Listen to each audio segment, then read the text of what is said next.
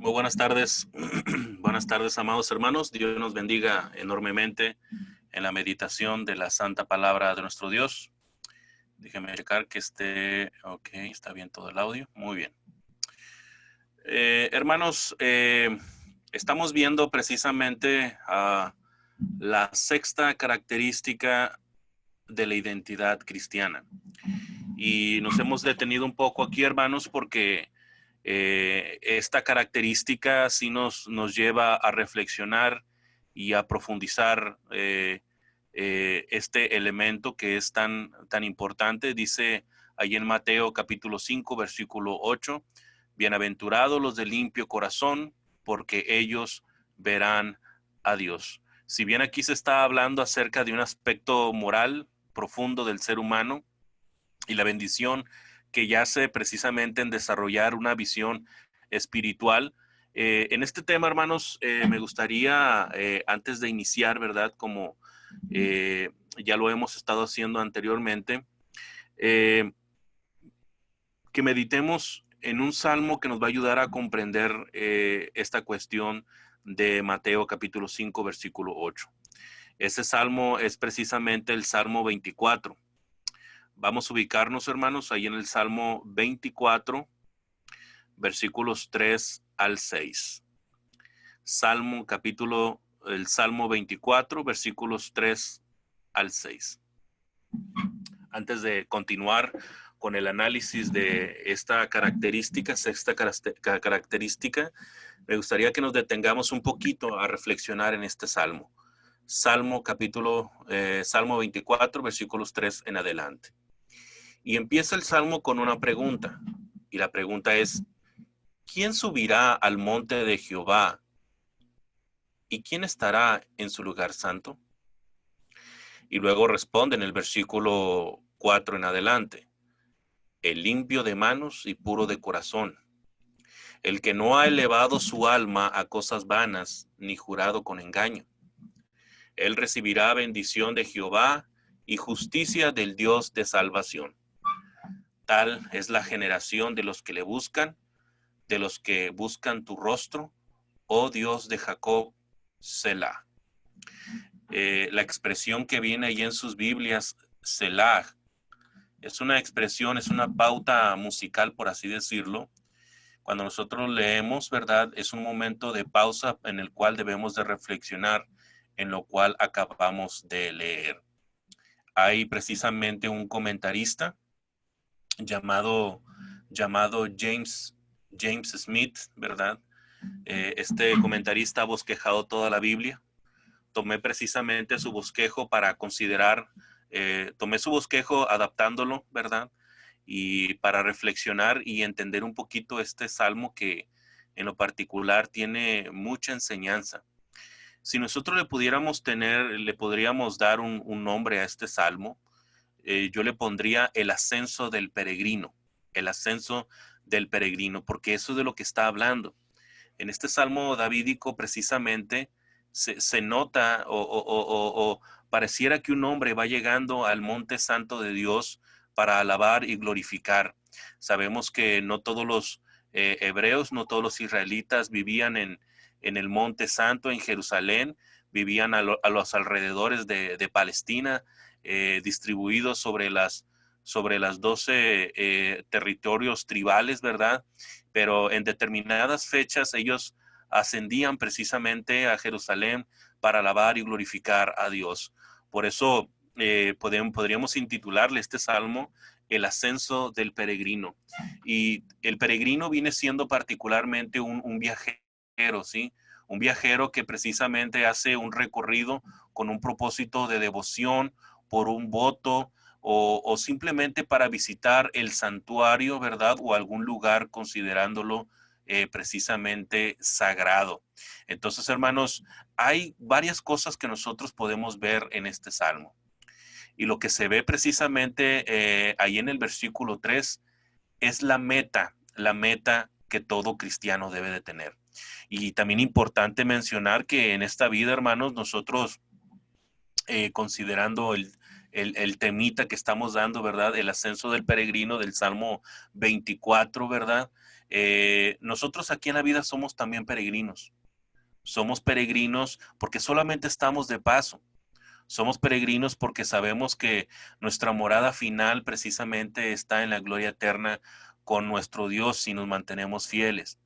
Ahora, es importante entender, hermanos, que, y en mi experiencia, ¿verdad?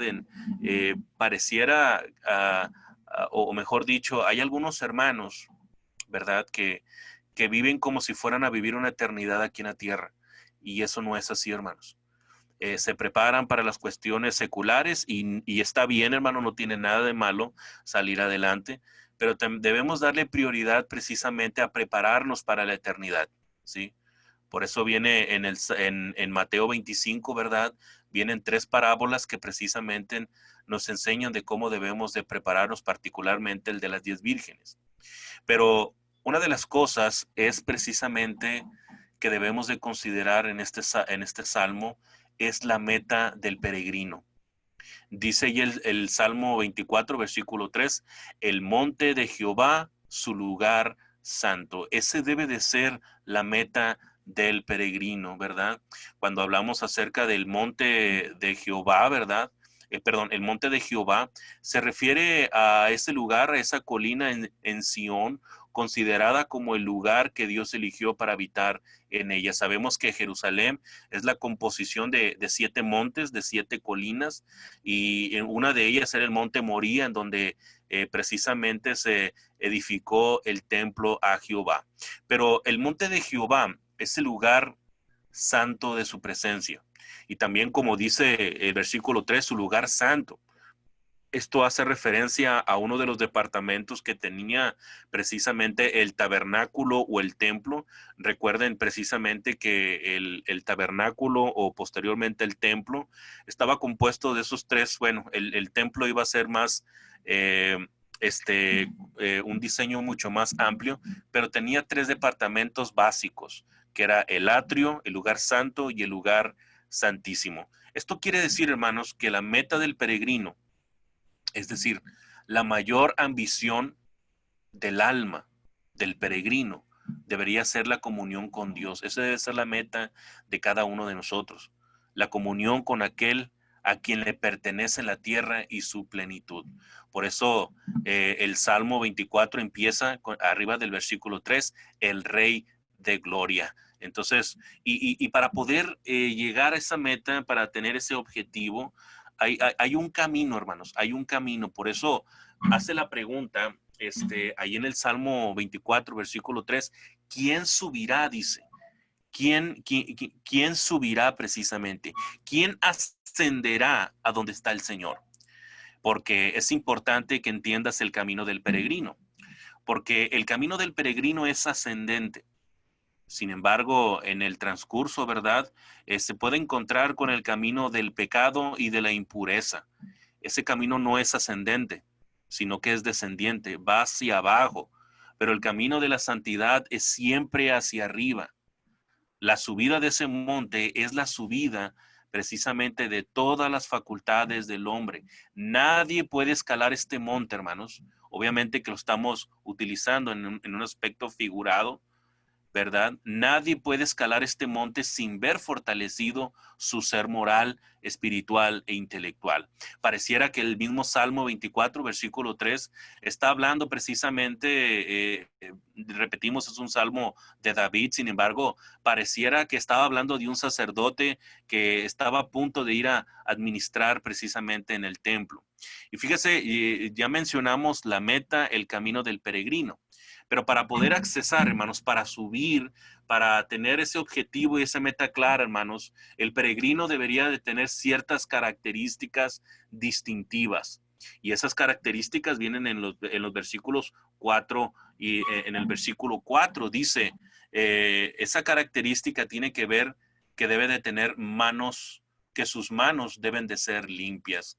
Por eso dice ahí en el versículo 4, el limpio de manos, dice, el limpio de manos. Y la otra característica es que su corazón debe de ser puro, ¿sí? Dice ahí en el versículo 4 dice, y puro de corazón. Esas dos características son precisamente características que debe de tener el peregrino para tener esa comunión con Dios, porque la santidad, ¿verdad? Aquí está hablando de santidad.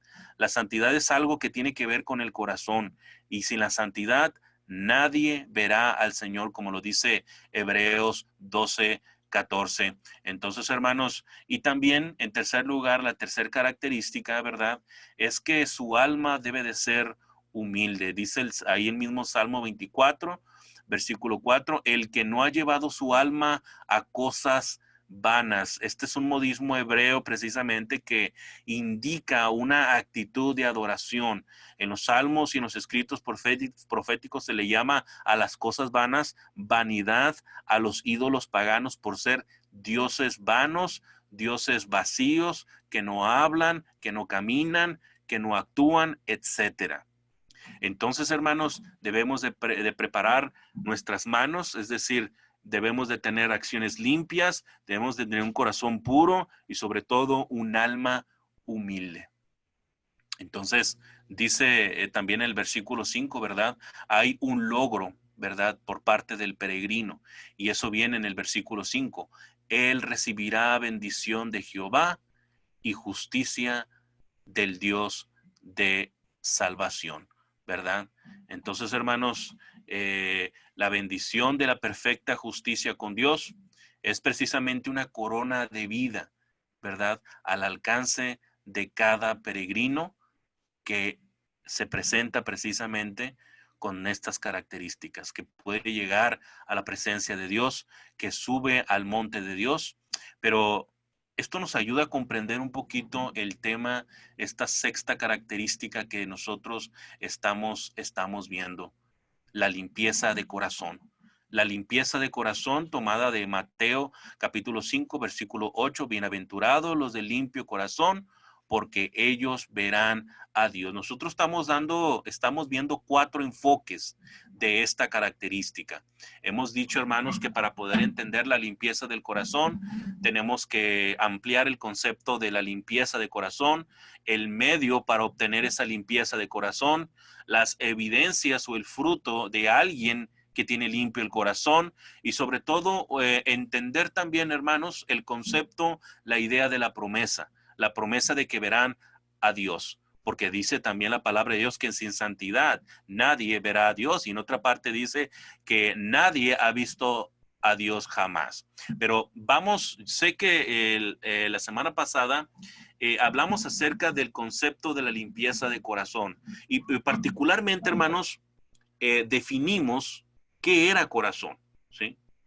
Pero definimos particularmente lo que era corazón y dimos un resumen de todas las características que habíamos dado. Pero déjeme retomar este tema porque es importante. No podemos pasarlo por alto. Vamos a retomar el primer punto que habíamos dicho, el concepto de la limpieza de corazón. Y a la pregunta, ¿qué significa ser limpio de corazón?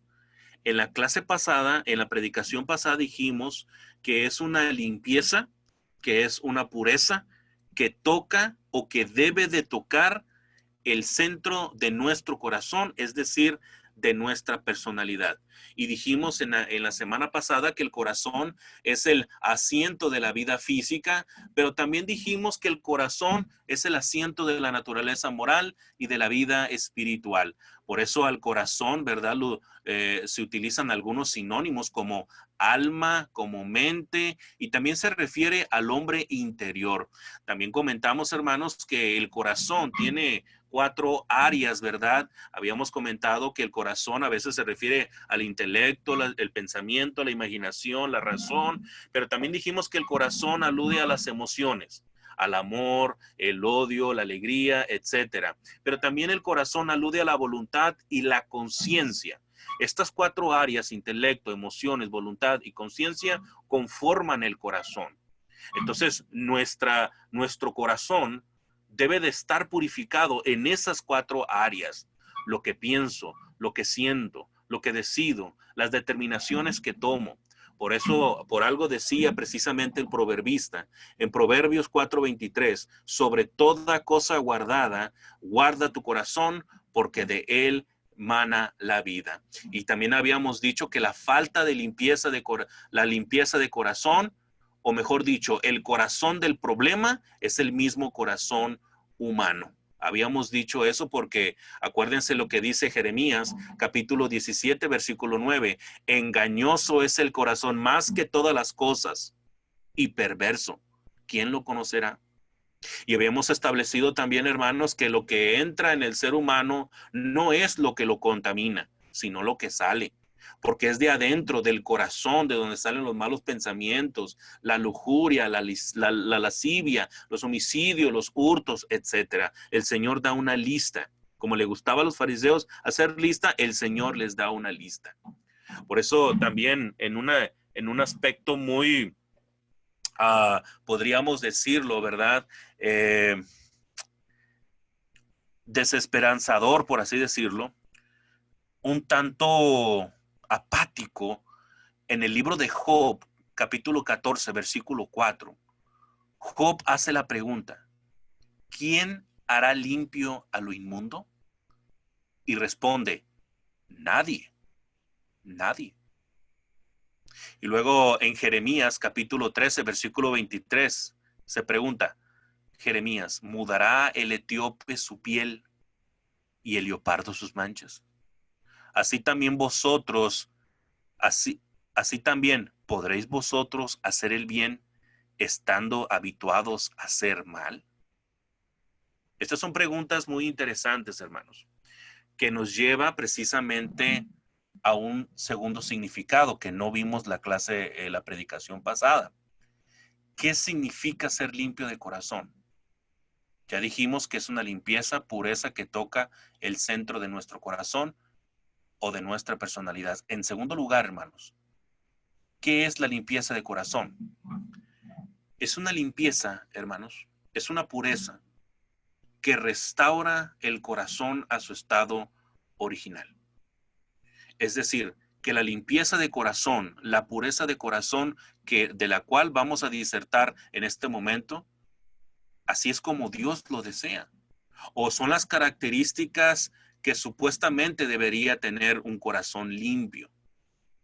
Y obviamente que nosotros tenemos, para poder ver el corazón en su estado original, tenemos que poner nuestras mentes al Génesis, regresar al Génesis y ver cuál era el estatus espiritual del ser humano antes del pecado, para poder entender cuáles son los elementos, ¿verdad?, que mantienen esa pureza y limpieza.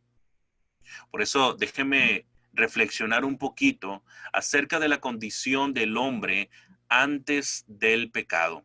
Vamos a leer ahí en Génesis, Génesis capítulo 1,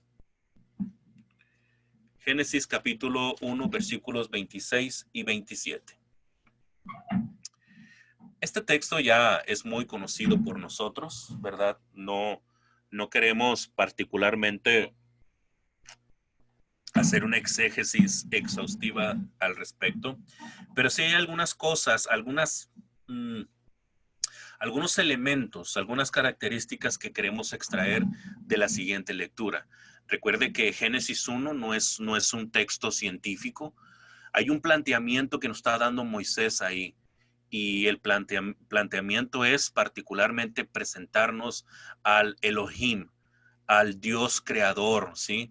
Ese es el verdadero propósito de todo esto, presentarnos a Dios como el creador.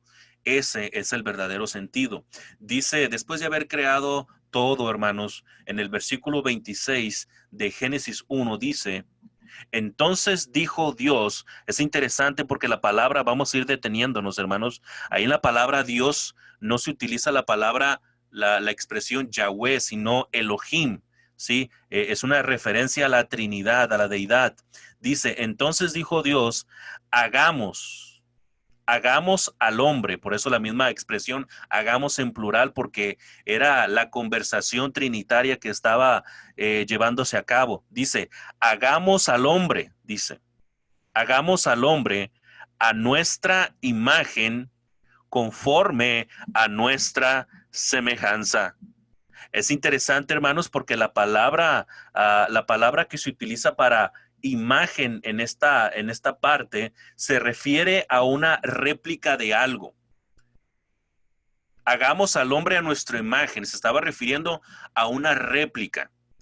Obviamente que esto no va y va en contra. Precisamente hace tiempo miraba un video en Facebook de un carismático, y no es que lo sea como persona moral, sino carismático en el sentido denominacional y sectario.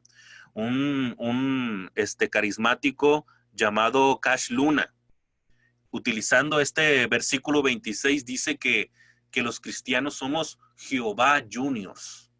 Jehovás Juniors. Imagínense esa expresión tan errada y distorsionada. Dice, mejor dicho, esta expresión, hermanos, me gusta mucho cómo la comenta un comentarista llamado Evis Carballosa. Fíjese cómo dice sobre esta expresión. En la frase, a nuestra imagen conforme a nuestra semejanza, se refiere a una disposición moral del alma, comúnmente llamada justicia original. Como la nueva criatura no es sino una restauración de esta imagen, la historia de la una arroja la luz sobre la otra y se nos informa que es renovada según la imagen de Dios en conocimiento, justicia y verdadera santidad. Es decir, hermanos, que cuando Dios creó al hombre, ¿verdad? Lo hizo precisamente como una imagen, precisamente como una imagen de Dios, pero en cuanto a su cualidad moral y su santidad, inocencia y pureza. Por ahí va eso, por ahí va enfocado. A ver, podríamos decir un montón de cosas al respecto porque esto es muy profundo, pero no nos podemos detener mucho a analizar esto. Y dice el versículo 27, y creó Dios al hombre a su imagen, a imagen de Dios los creó, varón y hembra los creó. Es que primero se da la declaración y luego vemos a Dios actuar. Y dice el versículo 31, ¿sí? Y vio Dios, ahí nuevamente encontramos la palabra Elohim, y vio Dios todo lo que había hecho. Y aquí que era bueno en gran manera. Es decir, hermanos, cuando dice en gran manera, se estaba refiriendo a la totalidad de la creación de Dios. Ahí la palabra para bueno se refiere, la palabra hebrea, perdón, top, que significa o se refiere particularmente que toda la creación fue hecha sin pecado, ¿sí? Y luego dice ahí en el capítulo 2, versículos 2 al 3, ojo con este detalle, hermanos. Dice, y acabó Dios en el día séptimo la obra que hizo y reposó, de donde viene la palabra Shabbat, y reposó el día séptimo de toda la obra que hizo, versículo 3, y bendijo Dios al día séptimo y lo santificó. Es la palabra santificar, la palabra hebrea kadash, que significa apartar para celebrar, consagrar, dedicar o señalar precisamente como un día para la adoración. Porque dice, versículo 3, porque en el reposo de toda la obra que había hecho, porque en él reposó de toda la obra que había hecho en la creación. Esto es interesante, hermanos, porque una de las cosas, ¿verdad?, que ayudan en la pureza y en la limpieza del corazón es la adoración, hermanos. Es la adoración. Un elemento importante en la vida cristiana, la adoración a nuestro Dios. Eso es lo que vamos a ver precisamente, aunque no nos dice cómo era la forma de adorar y todo eso, sabíamos que le daban su lugar y su espacio a Dios. Pero hay otra cosa que podemos decir al respecto. Versículos 15 al 18. Una vez, hermanos, sabemos que En el capítulo 2, ya de manera teológica, de manera particular, Moisés va a tocar ciertos tópicos, sobre todo en la formación del hombre. Toma ese barro, ¿verdad? Forma el muñeco y sopla aliento de vida. Pero hay algo interesante que yo quiero rescatar, sobre todo para este tema. Versículos 15 al 18 dice: tomó pues, capítulo 2, versículo 15 en adelante. Tomó pues Jehová Dios, fíjense hermanos que aquí ya en el versículo 15 se le llama Jehová Dios, es decir, Jehová, Yahweh Elohim, ¿verdad? Que son las dos expresiones para referirse a Dios. Dice, versículo 15, tomó pues, es decir, lo agarró como si hubiera estado en otro lugar y lo pone precisamente en el Edén, como dice el versículo 15. Tomó pues Jehová Dios al hombre y lo puso en el huerto de Edén para que lo labrara, ¿sí? Es decir, para que trabajara, para que sirviera, pero también la palabra para labrar, ¿verdad? La palabra hebrea abad, que significa adorar, pero particularmente se estaba diciendo, nos está diciendo para que trabajara en el jardín. Y luego dice, y lo guardase. Es decir, vigilara, observara y cuidara, ¿sí? Es decir, Dios le encargó un trabajo a Adán, ¿sí? Aquí nosotros estamos viendo, ¿verdad? Y en correlación con el versículo 16, dice, y mandó Jehová Dios al hombre diciendo, otro elemento dentro de la limpieza del corazón, hermanos, de la pureza de corazón, tiene que ver con el tema de la obediencia.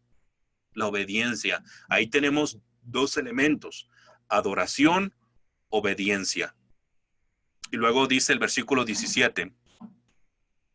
Versículo 18, vamos a brincarnos al versículo 18, dice, y dijo Jehová Dios, no es bueno,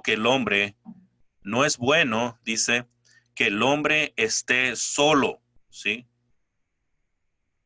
No es bueno que el hombre esté solo, dice, le haré ayuda, es decir, un socorro, un auxilio, un amparo, eh, una protección, por así decirlo. Le haré ayuda idónea. Son sinónimos de la palabra ayuda.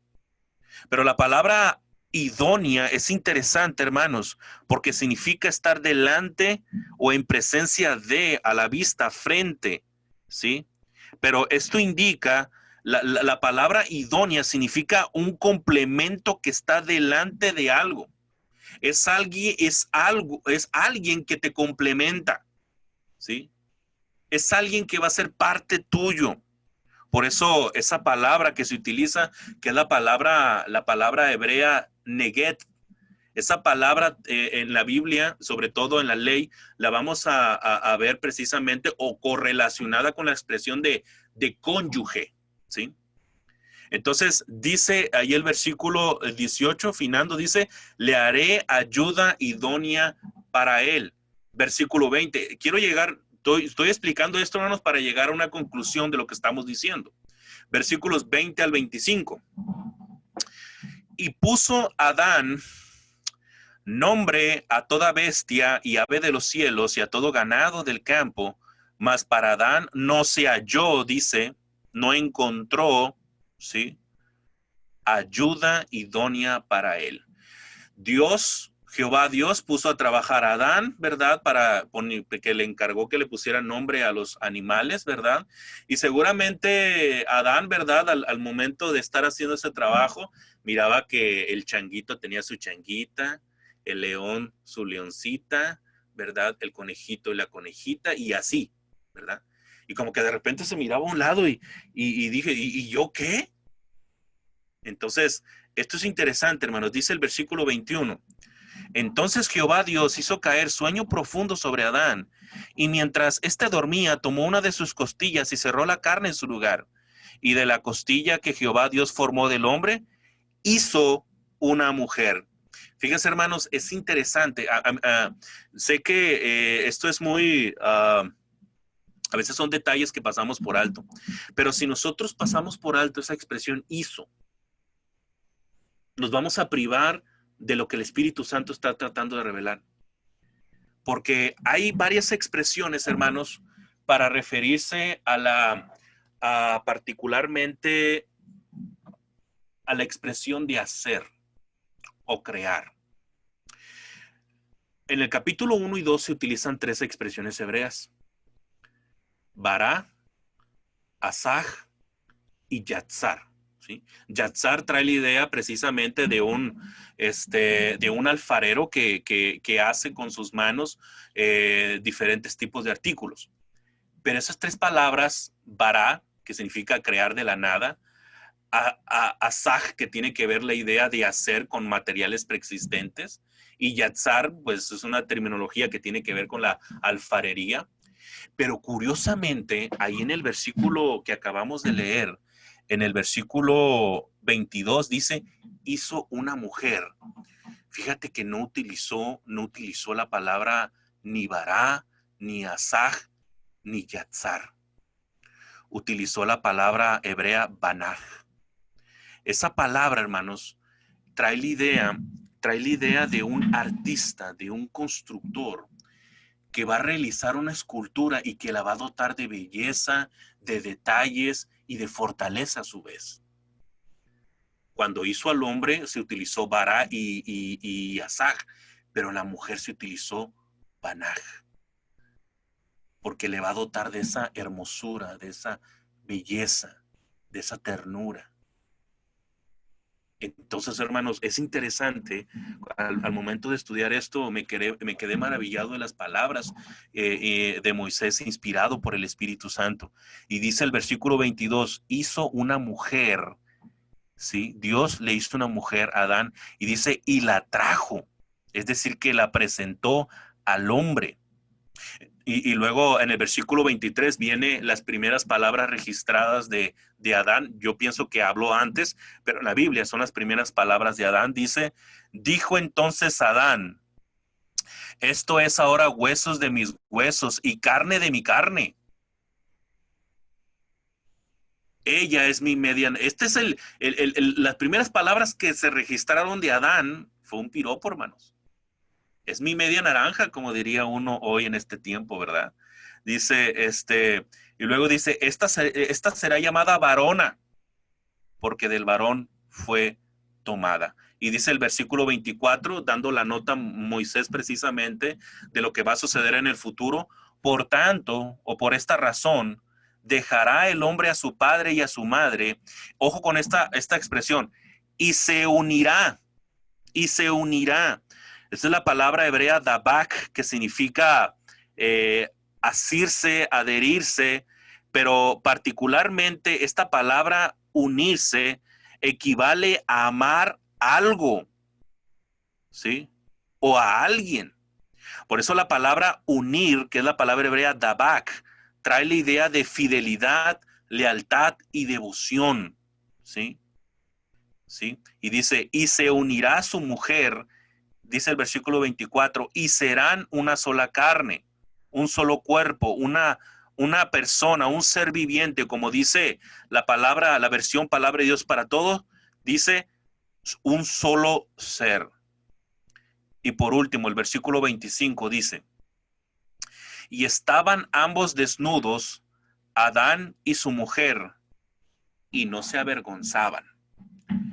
Y no se avergonzaban, hermanos, porque no había pecado.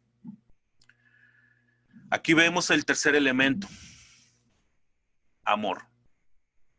Amor. Entonces, estas tres cosas son cosas importantes dentro de la pureza y de la limpieza. La adoración, la obediencia y el amor.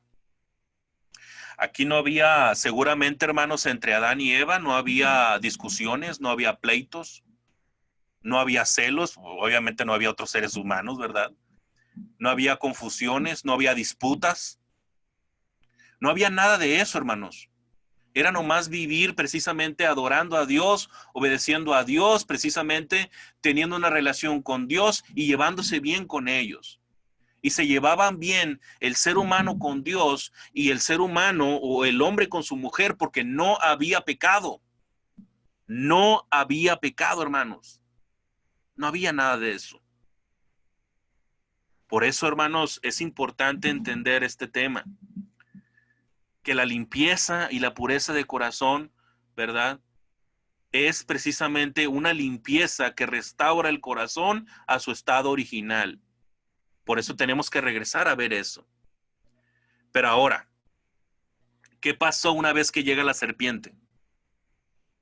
¿Qué pasa cuando llega el diablo?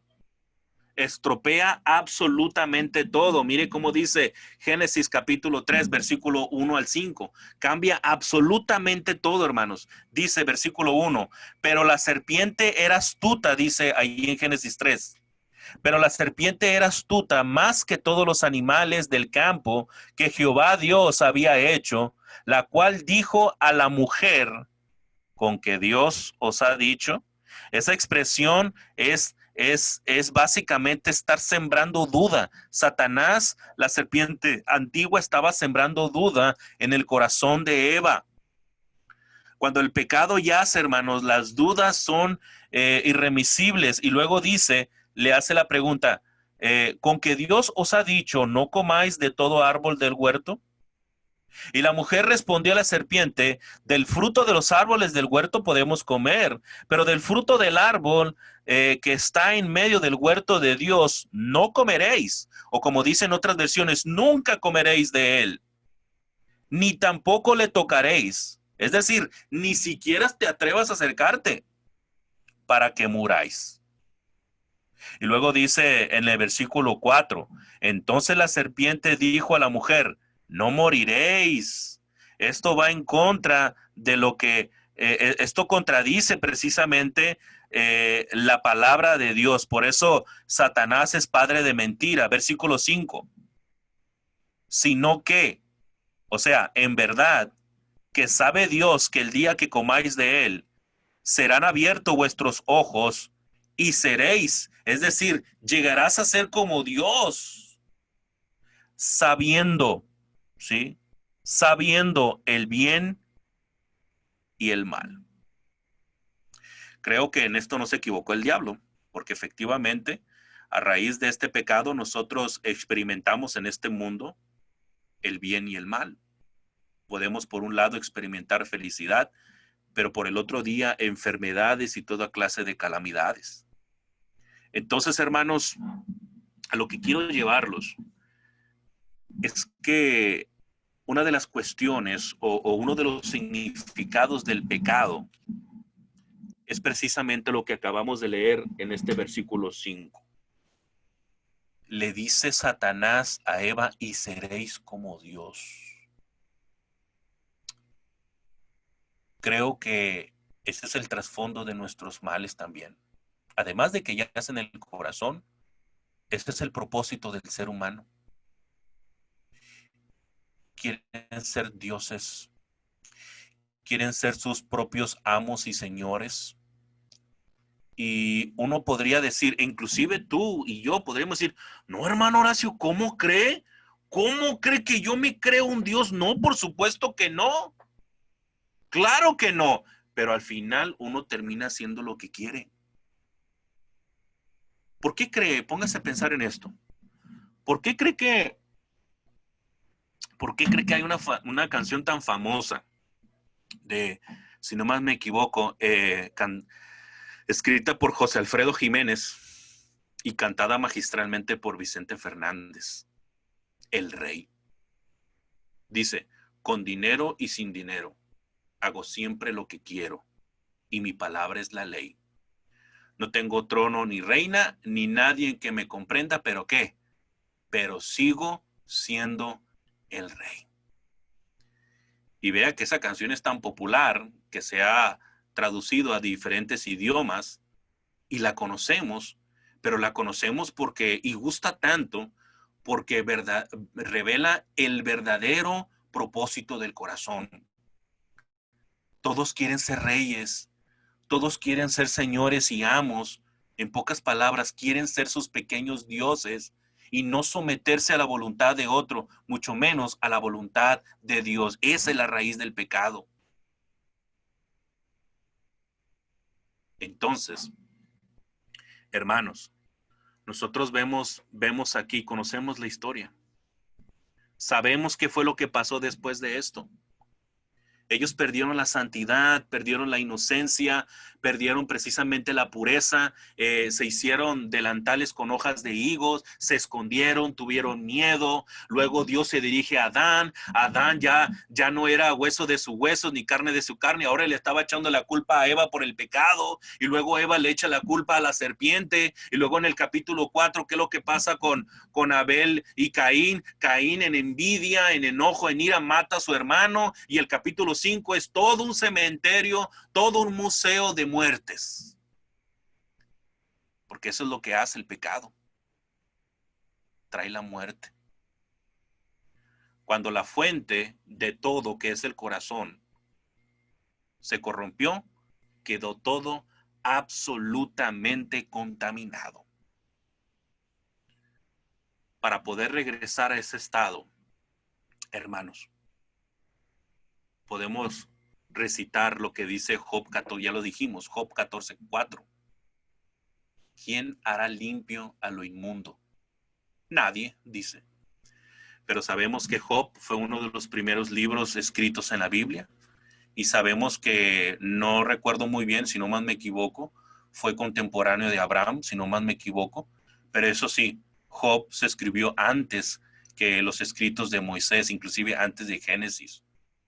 Seguramente no sabemos si Job conocía las promesas de Dios, de un Mesías, de un Salvador, pero la expresión de Job 14:4 es una percepción muy pesimista. ¿Quién hará limpio lo inmundo? Nadie, dice. Hermanos, ¿qué significa esa palabra de limpieza? Es importante que también mencionemos esto. Vamos a concluir con esto. La palabra limpieza, porque ya definimos corazón, ahora es importante mencionar a manera rápida la palabra limpieza que se utiliza en Mateo 5:8, porque estamos viendo esta sexta característica. Y la palabra para limpieza es la palabra griega kataros, que tiene un sinónimo que tiene que ver con la pureza y la santidad. Por eso, kataros significa, o limpieza, habla de esa limpieza del cuerpo físico, y también habla de una vestimenta limpia o sin manchas. Aplicado en el aspecto espiritual, Santiago capítulo 1, versículo 27, Santiago escribe: la religión pura y sin mácula, es decir, sin mancha, delante de Dios, el Padre es esta: visitar a los huérfanos y a las viudas en sus tribulaciones y guardarse sin mancha, sin pecado del mundo. Obviamente que hay otras cosas que nos vinculan con Dios, pero aquí tratando el contexto del capítulo 1, va enfocado en lo que está mencionando Santiago. Y también dice Apocalipsis capítulo 22, versículo 14, bienaventurados los que lavan sus ropas, dice. Bienaventurados los que lavan sus ropas. Ojo con la terminología lavan, en tiempo presente continuo. Ahí por eso las ropas simbolizan el carácter de la vida de uno. Lavar las ropas significa alcanzar el perdón de los pecados, y el perdón de los pecados solamente se realiza con la sangre de Cristo a través del bautismo. A través del bautismo. Por eso también, hermanos, la palabra limpieza, la palabra griega kataros, significa la condición libre de mezclas o sin contaminaciones, que no haya adulterio en nuestro corazón y en nuestra mente. Por eso, utilizando esta expresión en Mateo 6:24, dice: ninguno puede servir a dos señores, dice Jesucristo, porque o aborrecerá al uno y amará al otro, o estimará al uno y menospreciará al otro. No podéis servir a Dios y a las riquezas. Es decir, o adoras a Dios o adoras al mundo. Porque no podemos tener abrazado a las cosas del mundo y a Dios con ambos brazos. Tienes que elegir un lado, tienes que elegir un bando, tienes que elegir un equipo. ¿Sí? Por eso también la pureza y la limpieza de corazón está enfocado en esa idea de no tener mezclas o contaminaciones con las cosas del mundo, tener nuestra mente, nuestra alma en las cosas de Dios. Pero también la expresión cataros, ¿verdad? Son algunas, estas expresiones las tomé precisamente de un comentario de William Barclay. Está interesante, yo recomiendo que lo leen. Pero particularmente, hermanos, la palabra cataros o limpieza significa libre de deudas, libre de deudas. Y eso es lo que significa el perdón. En Hechos capítulo 2, versículo 38, Pedro les dijo, arrepentíos y bautícese cada uno de vosotros en el nombre de Jesucristo para perdón de los pecados. Ojo, la palabra perdón es la palabra griega afiemi. Tiene varias aplicaciones, tiene un espectro amplio la palabra fiemi, perdón, que significa enviar lejos, pero también trae la idea, hermanos, de saldar una deuda. Y esa deuda que nosotros teníamos delante del trono de Dios era precisamente por nuestros pecados que ya fueron cubiertos por la sangre de Cristo. Pero ¿sabe qué es lo maravilloso de esto? Que no solamente, hermanos, nos salda la deuda, sino que pone en nuestra cuenta su justicia perfecta. En pocas palabras, recibimos el don del Espíritu Santo.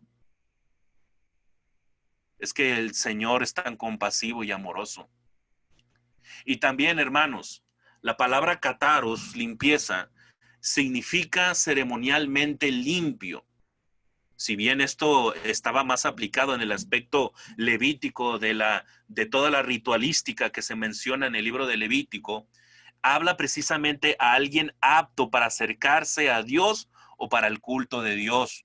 En ese sentido, se utiliza con referencia al altar, al sacrificio, al adorador que ha llevado a cabo correctamente el ritual en los días en que debe de ofrecerse los sacrificios. Pero déjame decirte algo. Si bien el sistema sacerdotal, el sacerdocio levítico, hoy ya no tiene funciones, hoy ya no está vigente, la palabra de Dios en el Nuevo Testamento nos dice que nosotros somos sacerdocios santos y que podemos ofrecer sacrificios espirituales, dice Primera de Pedro 2:5. Ya estamos a punto de concluir, hermanos. Primer carta de Pedro, capítulo 2, versículo 5 dice, vosotros también como piedras vivas, sed edificados como casa espiritual y sacerdocio santo, para ofrecer sacrificios espirituales. ¿Cuáles son esos sacrificios del sacerdote cristiano? Ofrecer diariamente alabanza, loor, buenas obras, benevolencia, consagración de su cuerpo y de sus bienes para el servicio a Dios. Para ofrecer sacrificios espirituales aceptables a Dios por medio de Jesucristo. Por eso escribe precisamente el escritor a los hebreos en Hebreos 4:16. Acerquémonos pues confiadamente al trono de la gracia.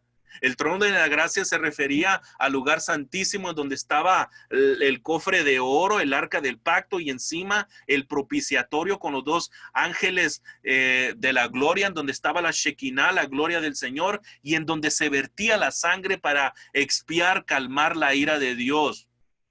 Nosotros podemos acercarnos confiadamente al trono de la gracia para alcanzar misericordia y hallar gracia para el oportuno socorro. Todo esto gracias a Jesucristo. Gracias a Jesucristo.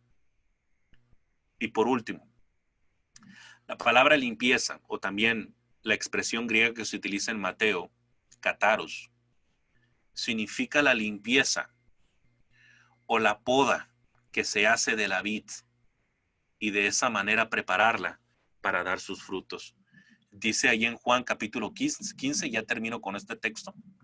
Juan capítulo 15 dice, yo soy la vid verdadera y mi Padre es el labrador. Todo pámpano que en mí no lleva fruto lo quitará, y todo aquel que lleva fruto lo limpiará. Ojo con esta frase, lo limpiará para que lleve más fruto.